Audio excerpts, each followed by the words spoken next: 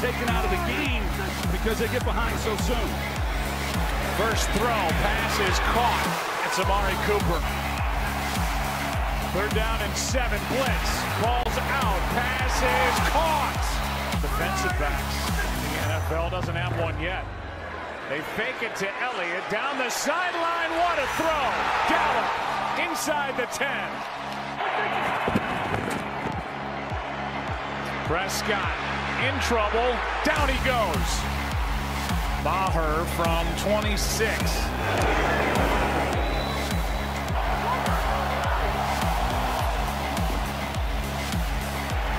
Pass is nearly picked. Dude, he has shown that. Extra man on the rush and a sack for the Saints defense on Yamada. You kind of wonder, he's hardly come off the field since Sean Lee got injured. 3rd down and 6. The pass is incomplete for Michael Thomas by Byron Jones. Yeah, Byron Jones in perfect position and great ball placement by Drew Brees. I thought maybe at first he had caught it, that he's gotten more involved in the passing game too. Kamara has been ever since he arrived in New Orleans, but recent weeks, Elliott's had a lot of opportunities. Flag is down. Gallup's got his 3rd catch. Elliott for the 1st down. So what you're saying is Dak Prescott gets to the line in this first quarter, 3-0 game.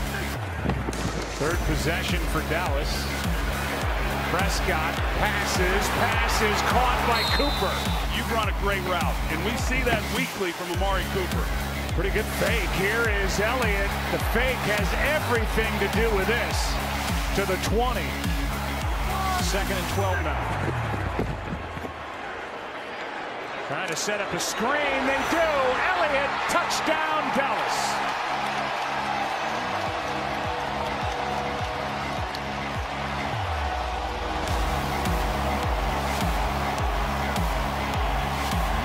That's coached, I can promise you. Usually when you slow down like that and are that patient, you don't get much to show for it. Here's a pass over the middle. Ball is out. Cooper made the catch in the fight for the ball. Saints say they have it. Cooper was close to it. The Saints have it. A takeaway. Orleans needed. And let's see who punched it out. The knee of Marshawn Lattimore. How about that? This was Knee and then recovered it. The crazy replay. Here's a toss to Ingram running left. Mark Ingram's got a 1st down. Jeff Heath with the stop.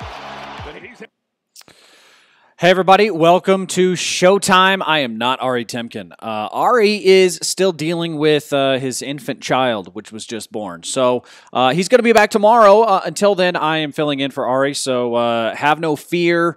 Ari Temkin will be here eventually. But right now, we're going to talk Cowboys. I'm here in Denver, Colorado, which is why behind me you can see Denver and not Dallas. So that's just letting you know where I'm located. That's not necessarily specific to our subject matter. As you can see below me, make sure you subscribe to our Facebook page, facebook.com/watchphantom. Then you can get all the Cowboys updates throughout the course of the week. So we're going to be talking a lot of what Jerry Jones said today in his interview with 105.3 The Fan, which obviously Ari works for. So he had a lot to say about Sean Lee, as well as some of the other matters going on right now with the Cowboys. You know, Sean Lee is he's a great linebacker, but I think unfortunately he's in one of those positions where if you're an inside linebacker in today's NFL, you basically are a bad matchup. It's a bad matchup for you covering everyone. And it sucks because, you know, inside linebackers are really, really important to the integrity of a defense, and Sean Lee is really important to the Cowboys defense. But Leighton Vander Esch just come in and just played so remarkably well that a lot of people are worried or concerned about really what Sean Lee's position is going to be when he comes back healthy, because there's a lot of reports that he will in fact come back and be healthy relatively soon. So We're going to talk about that today. We're going to hear from Jerry Jones' comments. Also, we're going to hear from you as well. So if you have some thoughts on today's subjects, any Dallas Cowboys related stuff you want to talk about, by all means, put it into our Facebook chat. I do not do as good of a job as Ari of checking all of the Facebook chats that we have going on here on all the various pages. So please, by all means, come in and comment on the Phantom Facebook page and not other Facebook pages, and we'll get those comments read on the air. So far, we are joined by G. What's up, G? Thank you, as always, for joining the broadcast. Also, Jason, what up?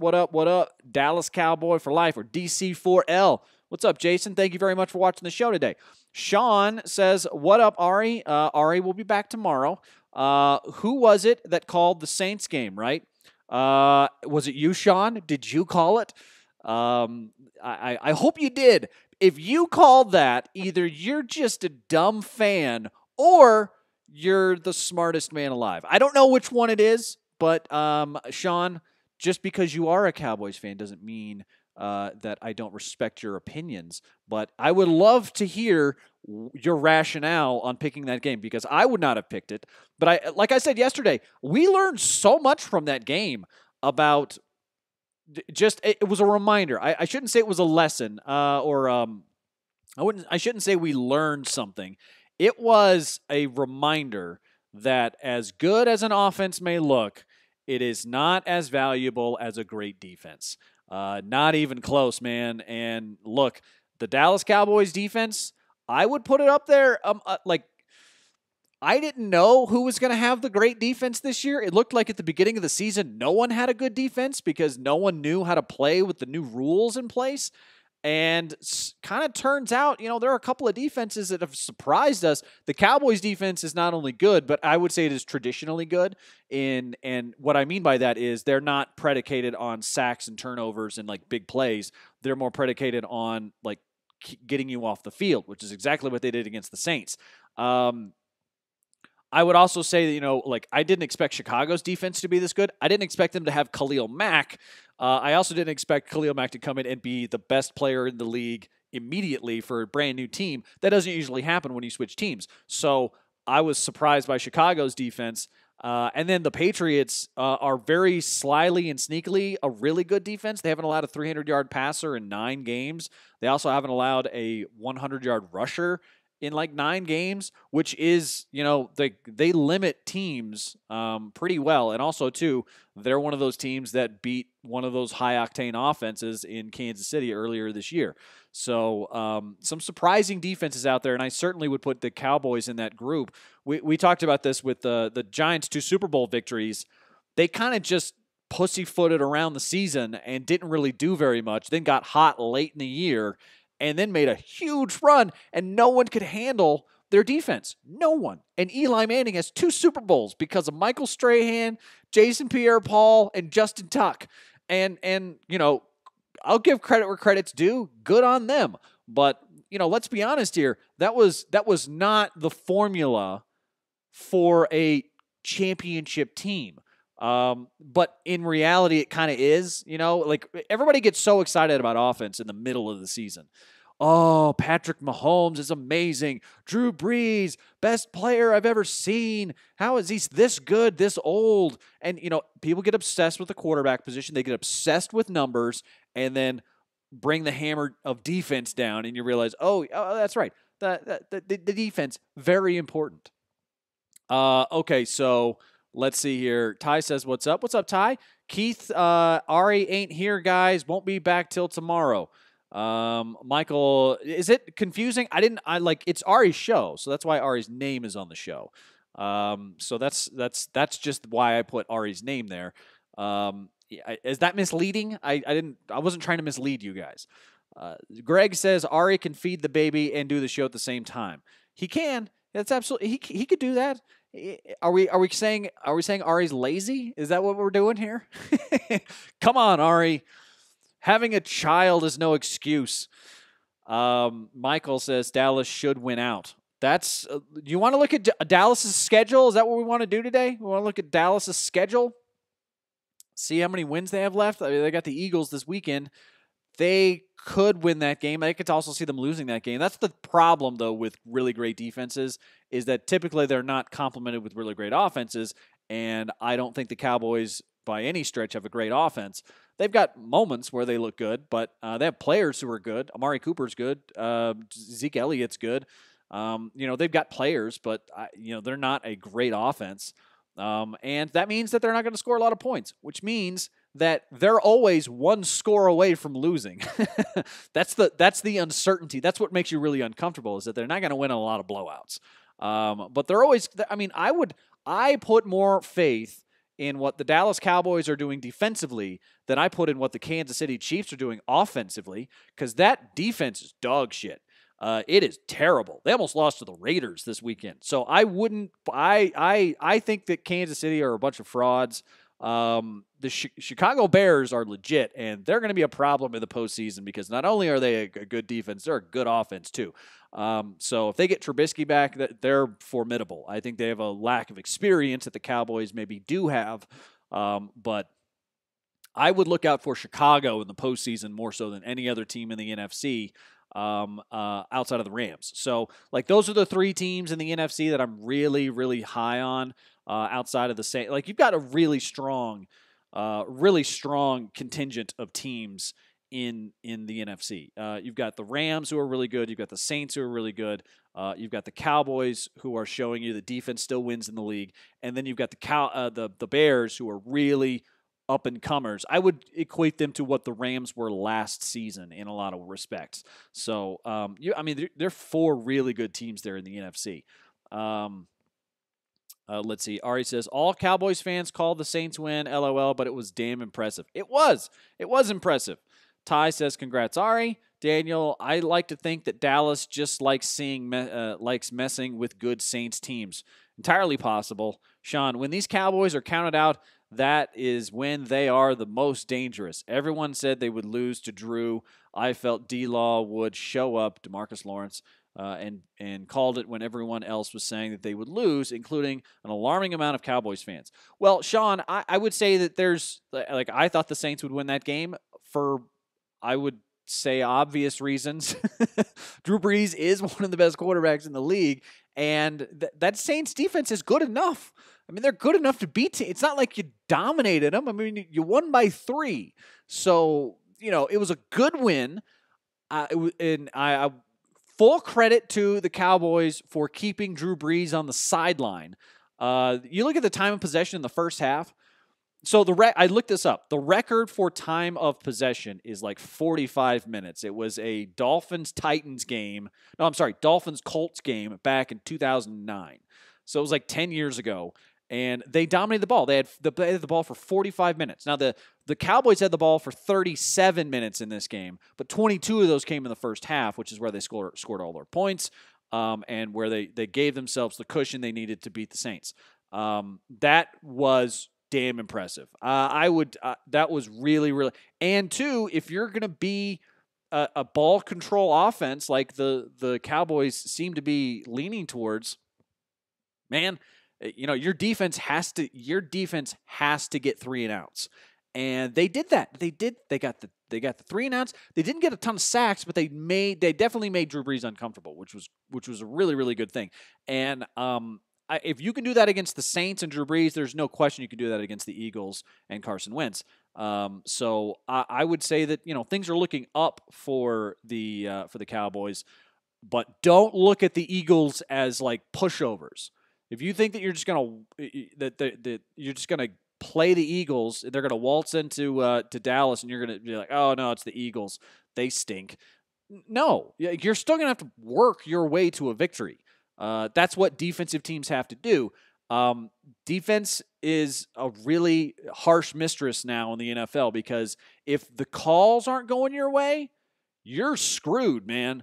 And I think that's maybe the one X factor where I know I hate to say this, but in the NFL in 2018, you have to get the calls if you're going to be a good defense. You have to get the calls. You have to know the rules really, really well. You can't get stupid penalties, but you also have to be physically assertive in a way that's not illegal, which is really hard to do now.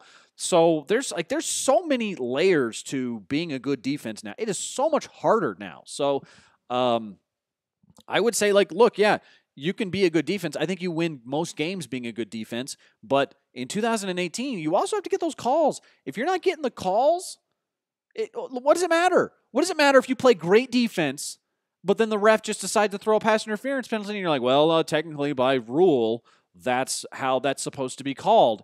And you're just irate because you're like, well, they didn't call that against so-and-so and such game, and that's horse crap.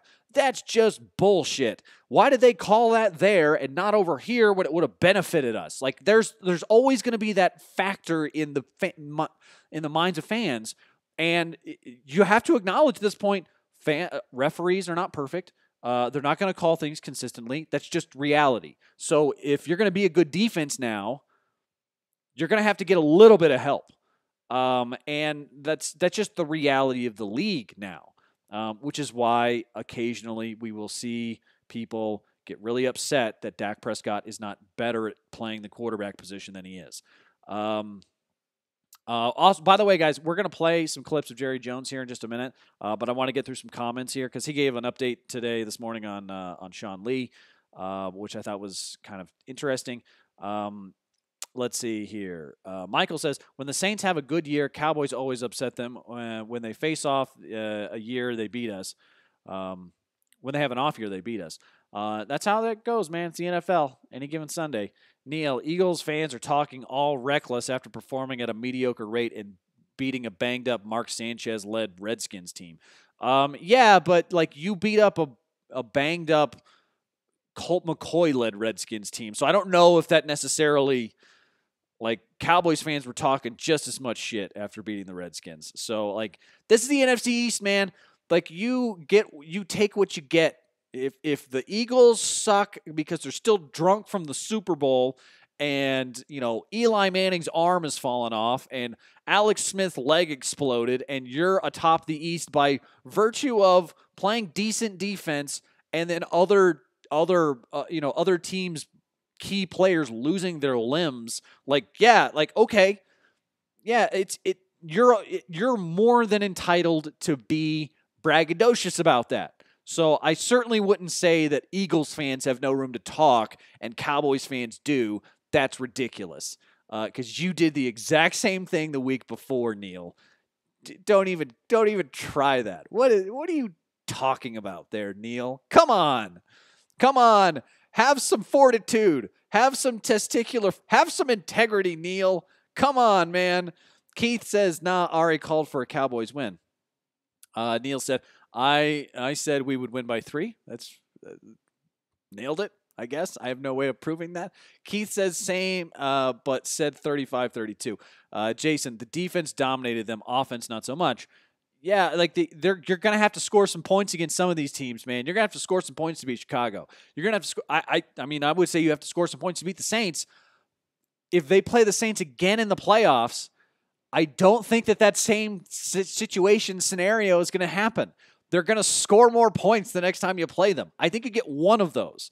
You get one, take them by surprise, totally take them off their game. You have one of those. You're not going to get 2. So just remember, I think you can limit the Drew Brees-led Saints to 30 next time you play them. It's not going to be 13. There's no way. Not 2 games, not twice in one season. That's just not going to happen. Sean says, I think the offensive has 2 glaring problems.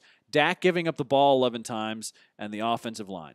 Yeah, the offensive line's a problem. I think Amari Cooper has definitely helped Dak Prescott quite a bit, and it's allowed Gallup to be a much more effective player in addition to that. And obviously, feed Zeke Elliott, man. Feed the beast. There is nothing better for the Cowboys than doing that. All right, so I want to play some of these clips from Jerry Jones. Let's start here with the Sean Lee update. He also talked about some other injury issues, some other things going on with the team. So here is Jerry Jones answering some immaculately worded questions. I will leave my opinions about that morning show to myself. But I will say this. They have the best access to any personnel person in the league. I would say that the Jerry Jones show on 105.3 The Fan is some of the most insightful radio you can get from a sports perspective on planet Earth. I don't think anybody gets more access than those two guys do.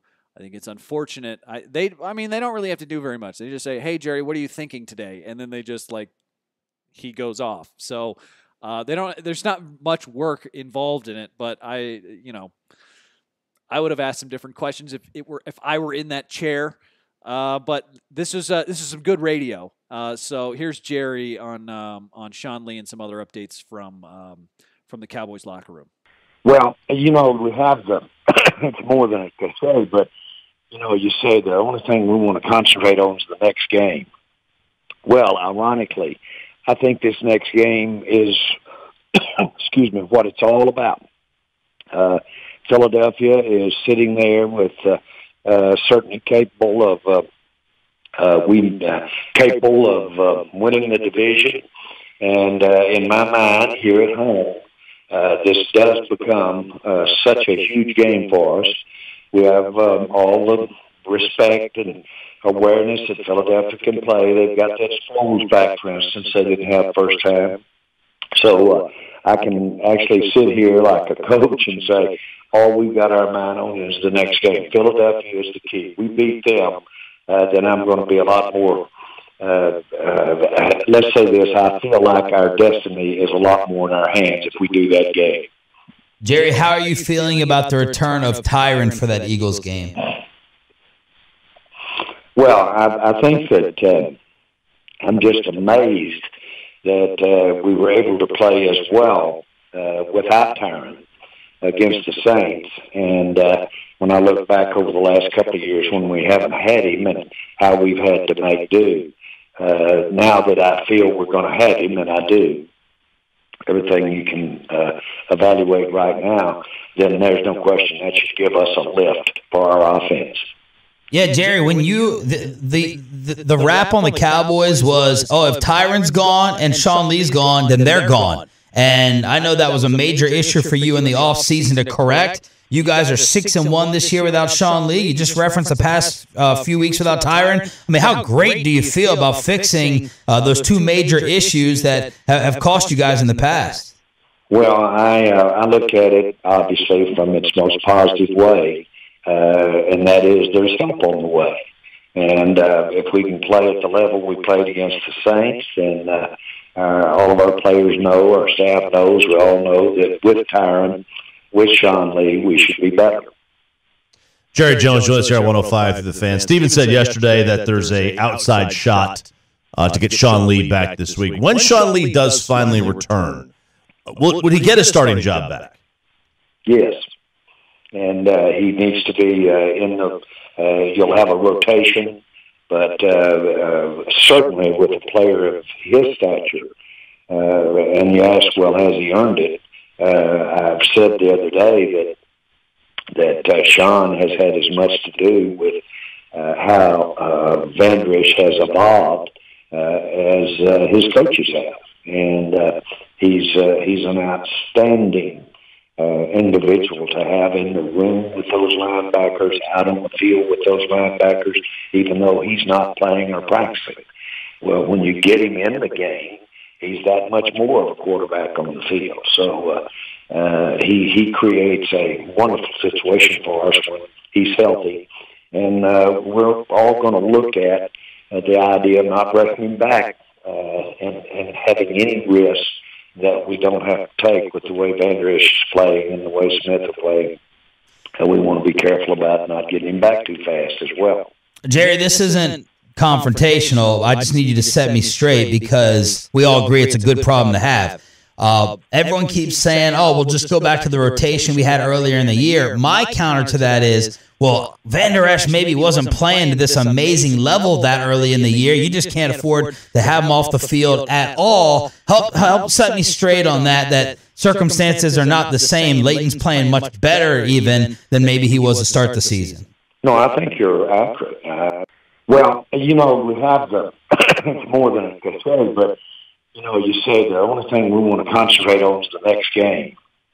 Well, ironically, I think this next game is, excuse me, what it's all about.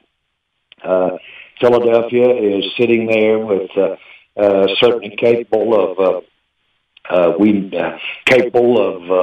the division, and in my mind, here at home, this does become such a huge game for us. We have all the respect and awareness that Philadelphia can play. They've got that Sproles back, for instance, they didn't have first time.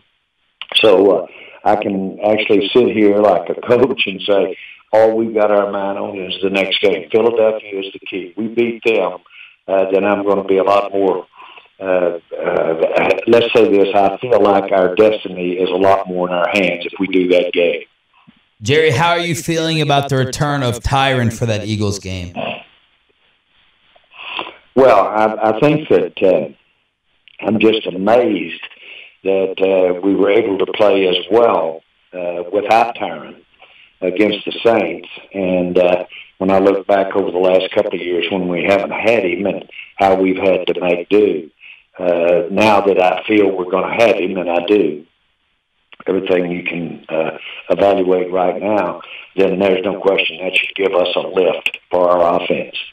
Yeah, Jerry, when you the rap on the Cowboys was, oh, if Tyron's gone and Sean Lee's gone, then they're gone. And I know that was a major issue for you in the offseason to correct. You guys are 6-1 this year without Sean Lee. You just referenced the past few weeks without Tavern. I mean, how great do you feel about fixing those two major issues that have cost you guys in the past?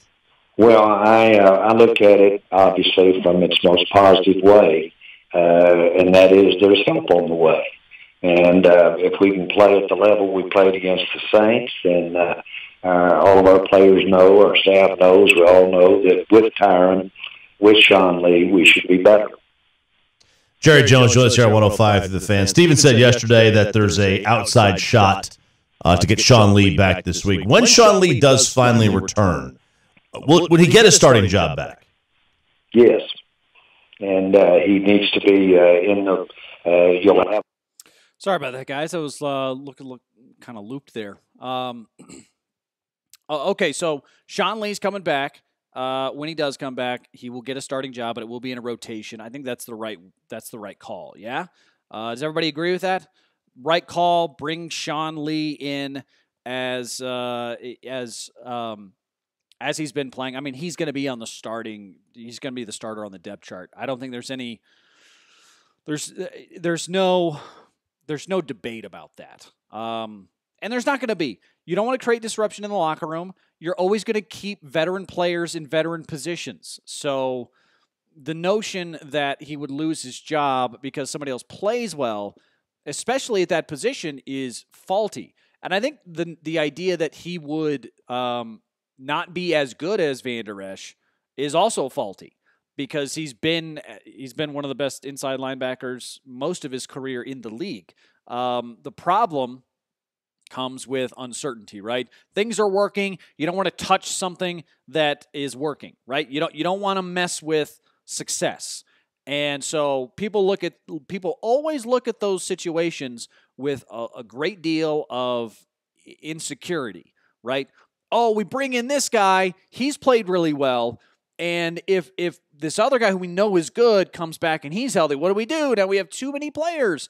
And, that's not really how it works, I don't feel like. It's not really how that's not really how people should view the situation, I think.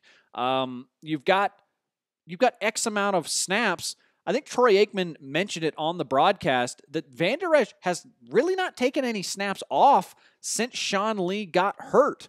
So are you going to have a problem with a 50-50 split, or are you going to have a problem with a 60-40 split? No.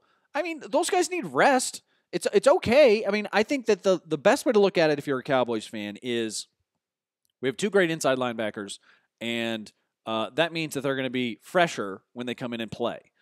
It's not going to be we lose something when so-and-so goes out of the game. We lose something if Leighton Van Der Esch isn't on the field. I don't really think that's the case. And I don't think they view it that way either. I'm guessing, everybody wants to be that guy who says, I want the ball. I want to be on the field. I want to play. Sure, that's okay, great. You want to play, but I don't think anybody is going to be upset if it's like, all right, okay, it's the fourth quarter, and I am dog tired. I'm going to try and work really hard because that's what I'm supposed to do. But if somebody said, hey, come out for a couple of plays, we're going to put Sean Lee in there, you're going to be like, okay, all right, I will take a breather. I will more than happily take some water and look at a clipboard for a couple of plays while Sean Lee goes in it. Like, I don't think anybody's going to have a problem with that. So, I thought those were interesting comments, obviously. Zach's saying here, man, I really don't think Sean Lee should start over Leighton Vander Esch. Really? Jason, also, Leighton Vander Esch needs to remain the starter. Keith says, so yeah, Sean Lee hasn't looked himself this season. He hasn't really played this season, so I think that's part of it. Let's see. Zach says he's playing amazing ball. Keith Jones, Leighton Vander Esch, that is. Gonna listen to it again. Yeah, sorry about that, guys. Sorry, it was looping there. Chris Bennett in. Hey, what's up, Chris? Happened to Romo. It did happen to Romo. That's true. That's true. I just, look, I don't think that people are, there's a wealth of knowledge, right? Knowledge matters a lot more than I think people give it credit for a lot of times in football, especially at the quarterback position. And if you're the quarterback of the defense, that means you're middle or inside linebacker. And that's what Leighton Vander Esch has been doing. But later in the season, that knowledge, man, it really starts to show out. Go back and look at the 2015 Broncos, Super Bowl champion Broncos. Peyton Manning was dog shit middle of the season. He threw 5 picks against the Kansas City Chiefs. I thought he was never going to play again. They benched him for Brock Osweiler, and Brock Osweiler came in and won them some games, and everybody in Denver was really excited about Brock Osweiler and how Osweiler was going to be the future of the franchise. And then last game of the season, they can't beat the Chargers because Brock Osweiler doesn't know how to handle a really sophisticated defense throwing stuff at him he's never seen before. And Peyton Manning comes back into the game and wins them the game literally without throwing a pass. That's how smart Peyton Manning was. Now, maybe I'm giving too much credit to Sean Lee, but different position, more physical. I understand all that. But there's going to be moments where there's a game you have to win late in the season, and Leighton Vander Esch doesn't know what to do because he's too young to know what to do. He hasn't played enough games to know what to do. Sean Lee has, and he's going to come in there, and you're like, oh, that's why experience is important. That's why it matters. Because if you don't put Sean Lee in the game, you're going to lose. Because Leighton Vander Esch is running around with like a chicken with its head cut off because he doesn't know where he's supposed to be in the situation he's never seen before, he's never had to play in before. And yeah, in that moment, your inexperience is glaring. This is the thing that people who get too excited about young rookie players never really seem to grasp. Kansas City is having this problem right now with Patrick Mahomes. It's like the NFL didn't exist before this season. They're acting like, oh, well, Broncos won a couple of games. Like, they're acting like they can beat Patrick Mahomes now. Like, do you not understand the irony of that kind of comment?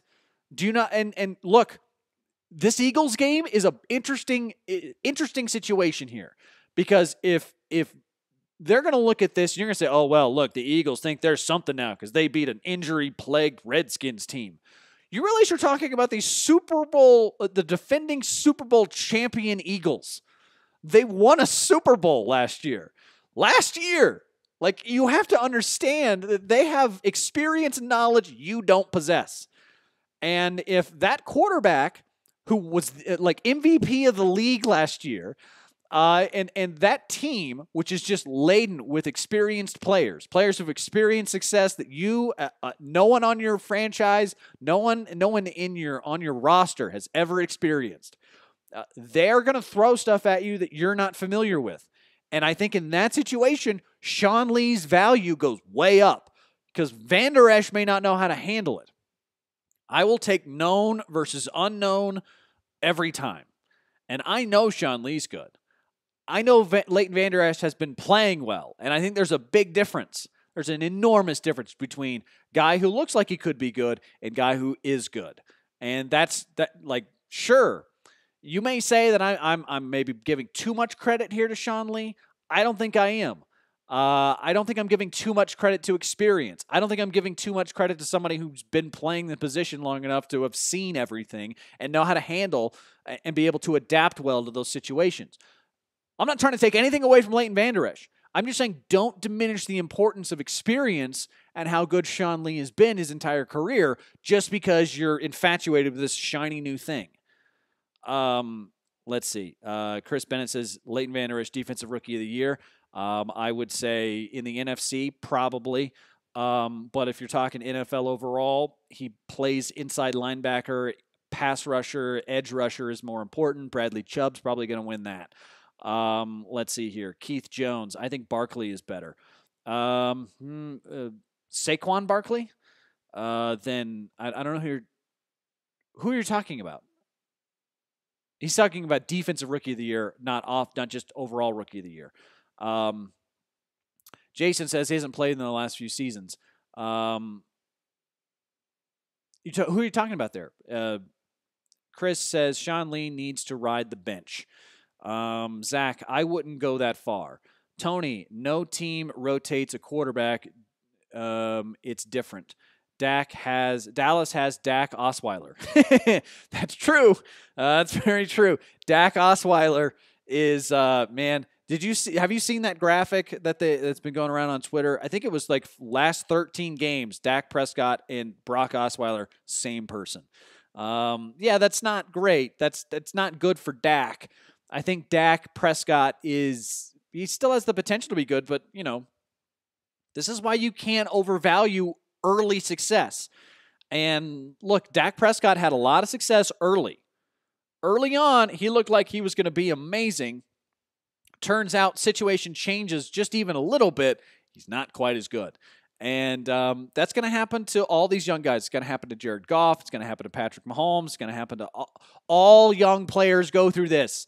That's why I keep telling people you're not going to know what a quarterback is until like year 5. Carson Wentz could suck the next 3 years. And I would still say, well, he could end up being a really good player. He could. Look at Andrew Luck. Andrew Luck burst onto the scene, struggled for like 3 straight seasons, and now he's back healthy and he's amazing. So, like, don't overvalue that thing that everybody overvalues way too much. Don't become infatuated with the shiny new object just because that guy's playing well for you at the moment.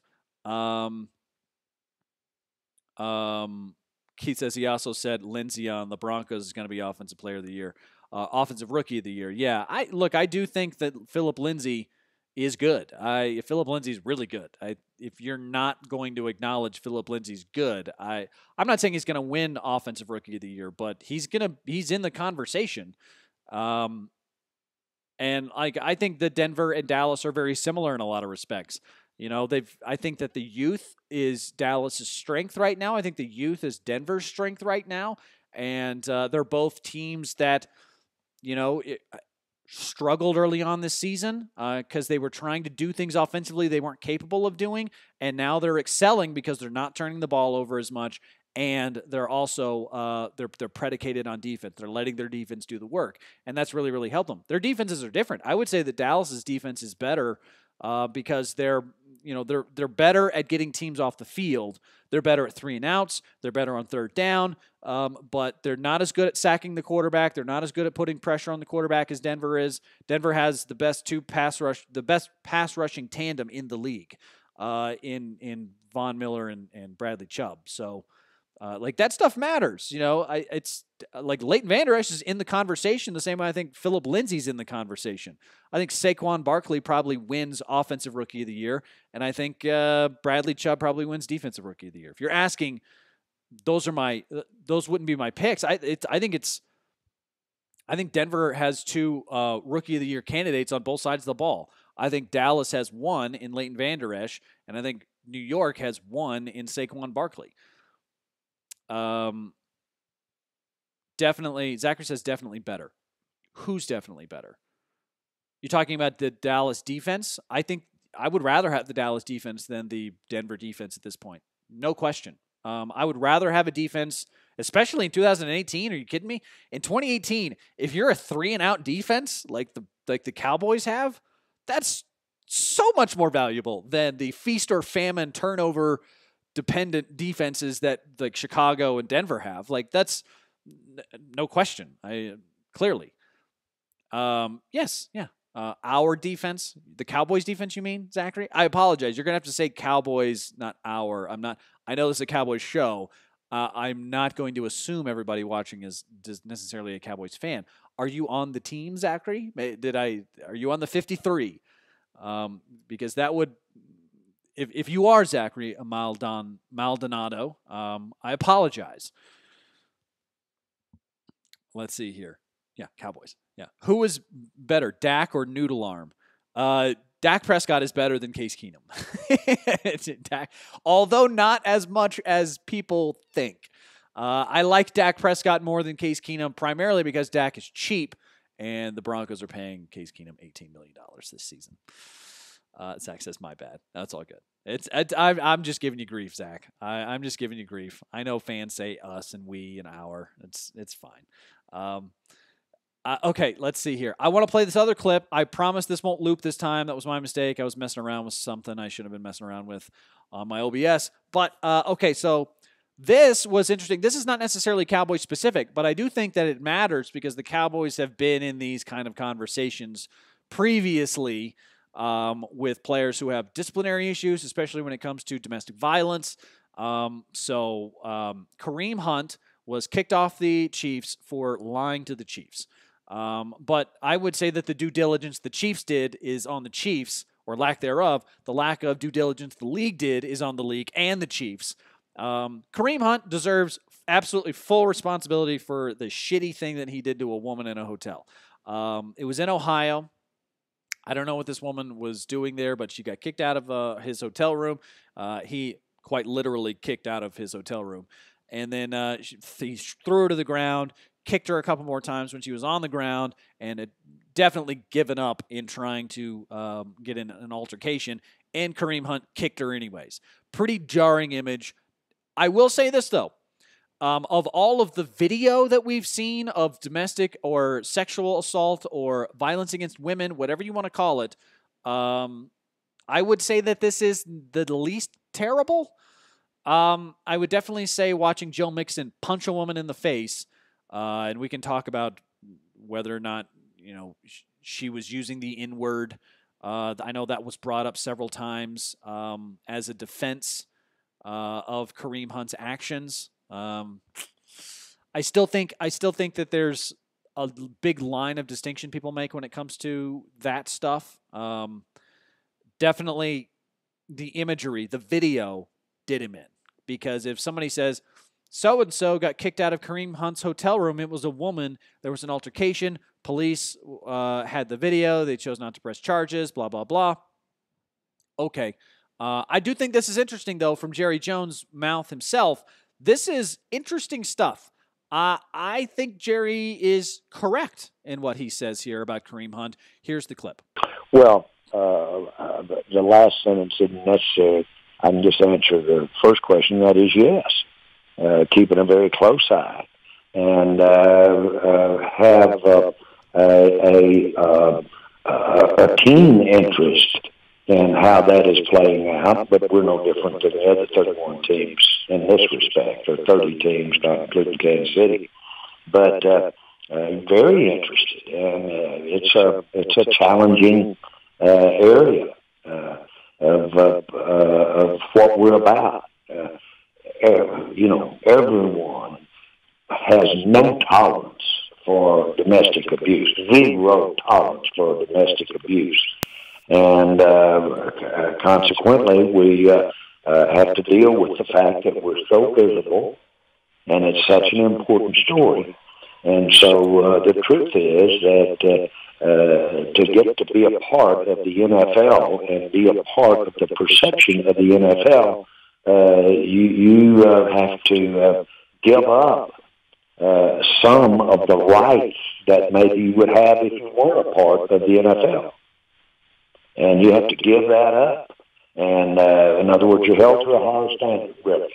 because of the visibility that is involved. Not that you shouldn't have that basic behavior to begin with. And so that's the challenge here. And it is a tough challenge. And no one's immune from that when you deal with the numbers of people that we deal with throughout the NFL. We just remind everybody we probably have 3,000 to 4,000 people and their relationships that you're dealing with at any one time here. So it's understandable when one becomes pretty public like that one has. Jerry, did you have a problem with the Redskins claiming Reuben Foster? There were some reports that owners were furious with the way it made the league look so soon after the 49ers cut him. Did you take issue with it? I don't have any comment about it and wouldn't regarding another team. We've got a competitive situation as far as Washington is concerned, and I know they're doing everything they can to be as good a team as they can be. But as far as the detail of how that decision is made, I've spoken to no one with Washington. Jerry, do you think that it would really help out? Because we know how close you've been with Roger Goodell. Do you think it would really help out to have an outside party make the determinations on these punishments versus Roger just getting criticized and taking all the arrows with making these disciplinary decisions himself? Why not just get an outside party and shed that responsibility? Well, I don't want to speak to that. I've had quite a bit of that area of involvement over the last couple of years relative to our governance and how we operate in the NFL. I will say this. The NCAA has proven that it's tough to be the enforcer. It's tough to be the decision maker as well as keep goodwill among your constituencies, whether they be fans or not. In other words, the same person that's doling out, making the decisions, doing investigations, then doing the punishment is the same one that you want to have goodwill by your fans all over the collegiate world. That's the NCAA. They're a great example of how tough it is to be both. Jerry, there's some reports out there that the Rams and Sean McVay might be wanting to bring in Cliff Kingsbury for the rest of this year as an advisory type role. And I know that you guys have there's been a link with Kingsbury in some media reports. Maybe he's waiting for that Godfather offer. Would you guys consider bringing him in for the stretch drive? I don't know of anyone that's more qualified in doing what he does and has a better track record of doing what Cliff does regarding quarterbacks in that position or regarding offenses in that position. And I, for one, thought that he was successful at Texas Tech. But coaching has that overhang that is a serious one, that is right, and that is you're judged on your record. I think he's outstanding, and I wouldn't, if we were interested or not, comment on just how interested or not we are. But I do know that, for instance, my grandson just absolutely thinks he hung the moon. He recruited him, and he gave Texas Tech a serious consideration of going to school there. And a lot of it had to do with Cliff.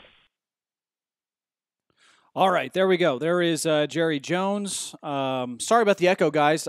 Did it echo on the first clip? I'm not sure why it would echo on the second clip and not the first clip.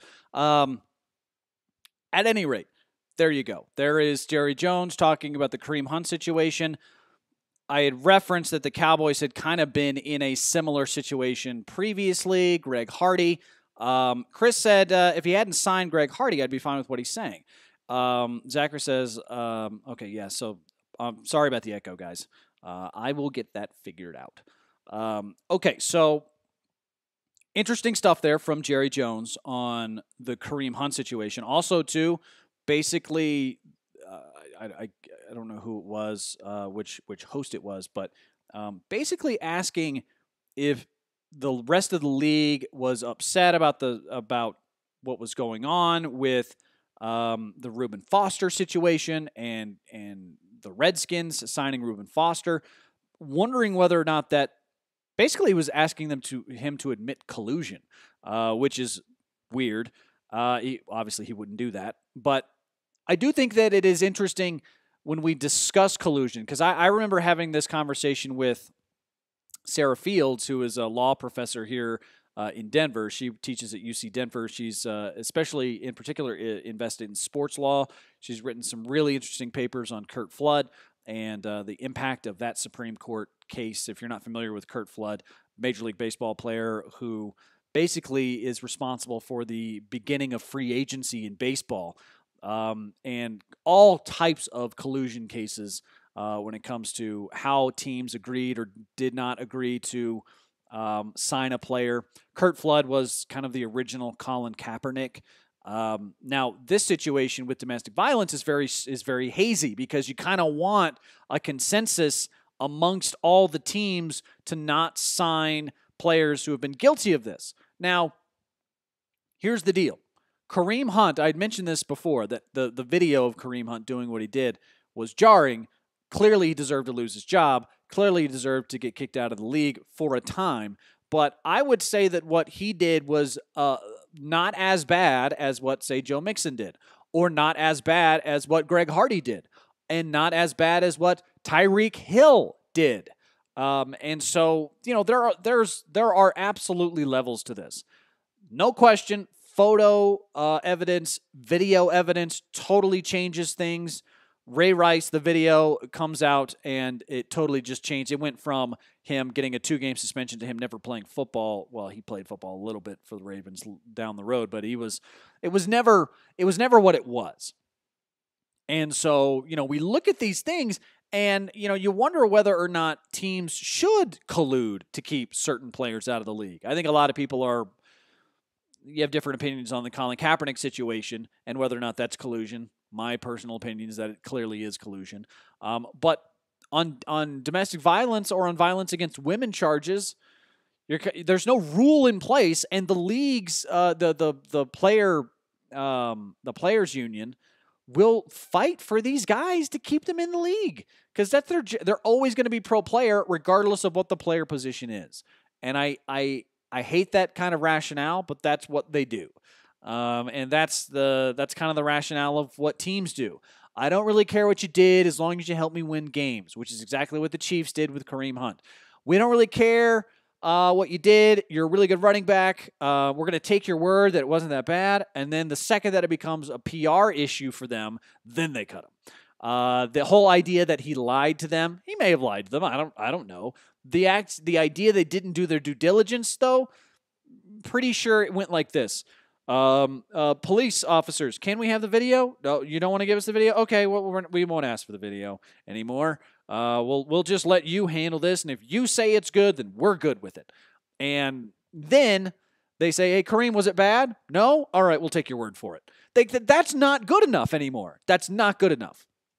If I am running $1 billion company, if I'm Jerry Jones and I own the Dallas Cowboys, or if I'm Clark Hunt, who is, by the way, big-time Dallas guy, and I own the Chiefs, or if I'm the chairman and CEO of the Kansas City Chiefs, I'm exhausting my resources to find the video, if video exists, watch the video, and then make my own determination on it. And if I don't do that, and it comes back on me, and I want to try to pull this bullshit where I say, oh, well, we asked him about it, and he said it's on him. And then you try to put it all on the player, like, screw you, man. You have the resources to acquire the knowledge that you need to protect and insulate your organization and the reputation of your city from this kind of liability. And you chose not to do it. You chose not to do it. That's on you. So if you deserve all the tongue lashing that you get in the media, you deserve all of the shame that you get from all 31 other fan bases who are going to get all high and mighty, even though everybody has the same thing, and everybody's going to say, well, everybody has something in their closet. Okay, sure, fine.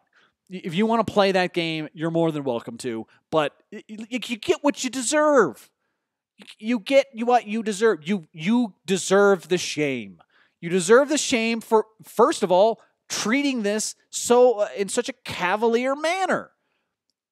And to Jerry Jones' credit there, Jerry Jones said, look, we hold ourselves to a higher standard. You give up some of your rights as a citizen when you are such a public figure. He's absolutely right about that. The notion that fame doesn't cost anything is incorrect.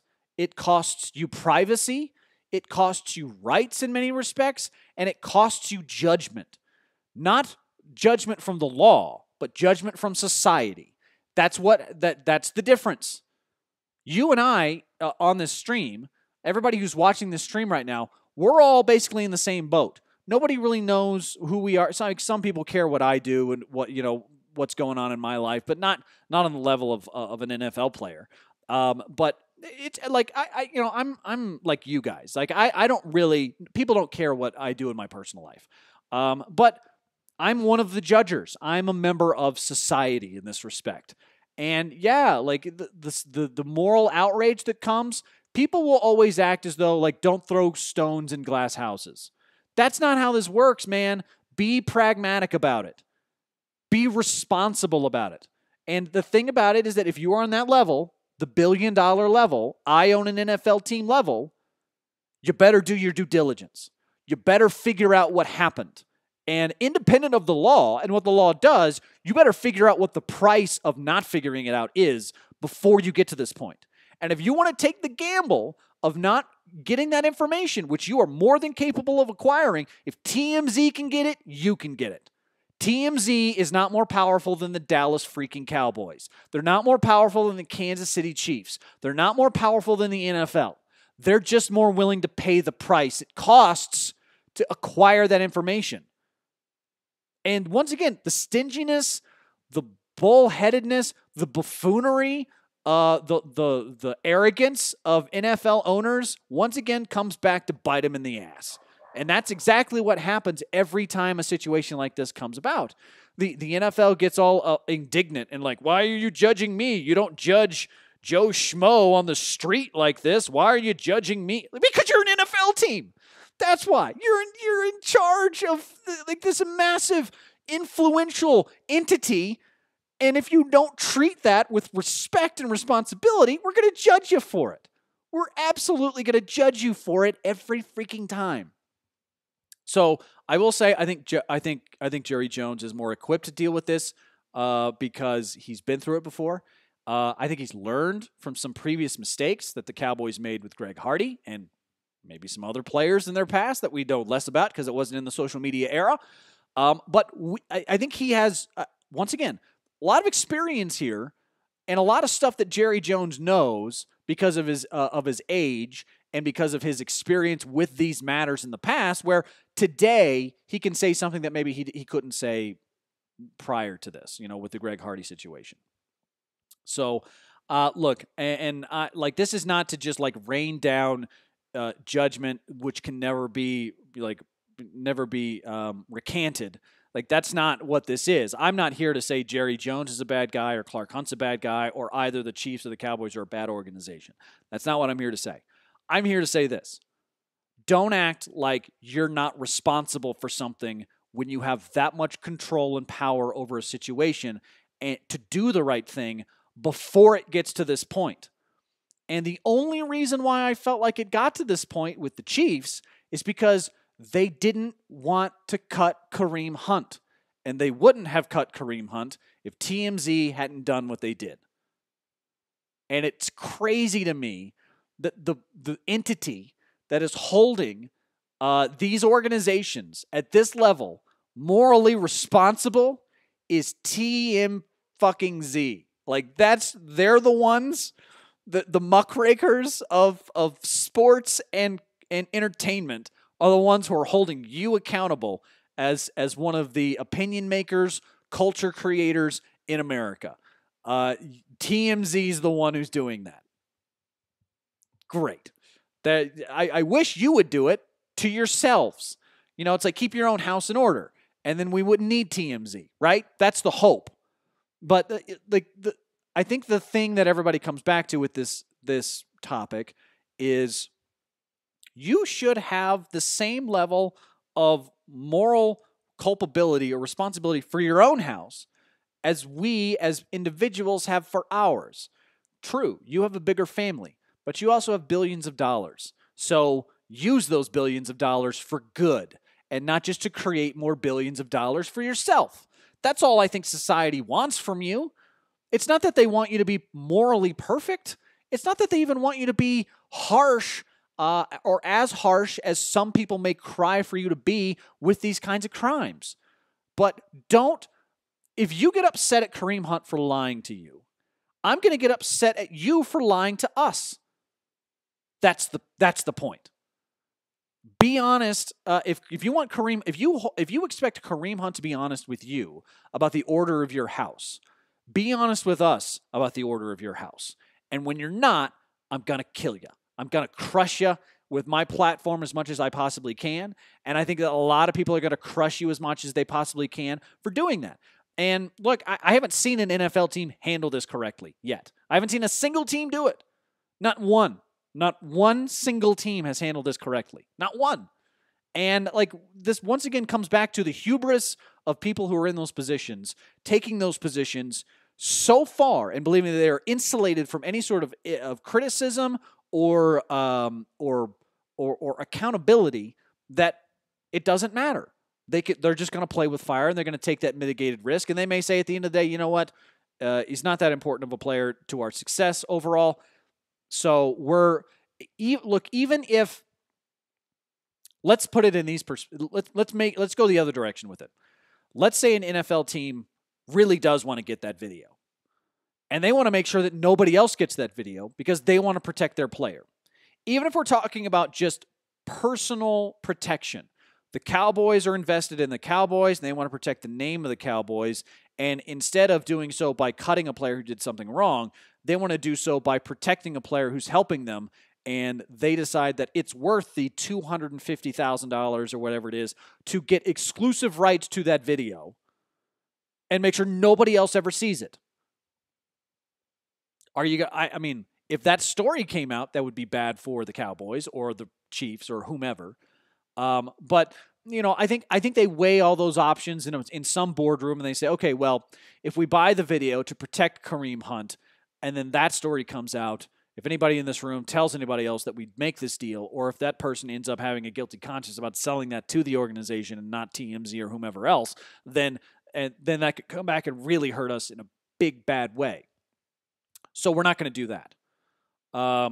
If we cut Kareem Hunt immediately, and then we don't get to use him for the 11, 12 games that we got to use him for this season, and we don't win as many games, maybe we end up missing the playoffs, that hurts us as well. So we're not going to do that. Let's just kind of let it go. Let's just see what happens. Let's not cut him. And then if it comes out later and we do cut him, we'll have to cut him, but you know, we'll win a lot of games in the process, and we'll deal with that matter when it comes about, if it comes about. Let's take the gamble. All right, so I'm going to take the gamble instead of doing the morally upstanding thing or doing the really seedy thing. Let's just stay in the middle and do nothing and see what happens. That's the way they ended up handling it. And I think that's the way that a lot of NFL teams make these choices. Are you comfortable with that choice? Do you feel good about the NFL if that's the way that they operate? I don't know. All I know is that you can't get upset when somebody goes online or goes on the internet and then calls you, an organization that defends woman beaters for the purpose of winning football games. You can't get upset about that. You have to wear that. You have to wear it. And the Chiefs right now absolutely are that organization in sports. They are a team that protects domestic abusers, people who don't respect women. The Chiefs organization right now are the poster child for an organization in sports that doesn't respect women. They have, by the way, Tyreek Hill. Have you ever read the court testimony of what Tyreek Hill did? Tyreek Hill's now fiance, which, you know, that's a whole other rat's nest of problems. If you read the court testimony of what Tyreek Hill did, he choked his girlfriend for over a minute down on the bed, threw her out of the apartment. She tried to get back in. She finally did get back in, and then he held her down by her neck again and started punching her in the stomach repeatedly until I don't know. It just kind of, I guess, according to her in the court testimony, he had a realization moment. So there were 2 separate instances of which he was choked her for over a minute. She could have died right there. And then instead of killing her, he ended up just punching her in the stomach, trying to kill her unborn child. 2 separate instances. Like, that's crazy that guy's in the league. That's insane. But we don't have video of it. If video of that came out today, there's no video of it that exists because there's not cameras in somebody's private residence, at least not his private residence. So if that happened, if there was video of that, not only would he never play in the league again, he would go to jail. And he would probably not get out of jail for at least a couple of years. Like, that's how bad it is. But we don't have video of it. We have video of Kareem Hunt kicking a woman on the ground, and he's out of the league. Like, and I would say that was the least violent of all of these violent acts against women that we've seen over the last few years. The least. But there's video of it. So that's the determining factor in our society now, is like, if there's video of it, you're screwed. But if there's not, like, we play this legal game where we all become lawyers and we're like, well, by law, we don't know what happened. We can't be sure. Is she telling the truth or is she a liar? Is she a dirty, dirty liar? And look, there's a lot of evidence to suggest that if a woman feels like she can gain financially from something like this, she'll lie about it.